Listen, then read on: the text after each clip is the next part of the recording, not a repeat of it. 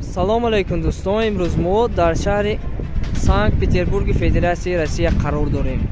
бисёриҳо ба ман дар личка менависанд, дар Instagram, дар Facebook ва дигар шабакаҳои иҷтимоӣ ба ман дар комментария менависанд ки ака дар куҷои мо ҳамин ҷа даем, ягон ҷо нарафтем, боз як хушхабарро расониданем ки ина мо омадем, боз давом медем ана ҳамон контентҳоямонро, видеоҳоямонро, ҳамон темаҳои стрит воркаутро боз давом медиҳем, боз роҳ ба сӯи орзуямонро пеш гирифта рост ба сӯи ҳадафамон ҳаракат мекунем.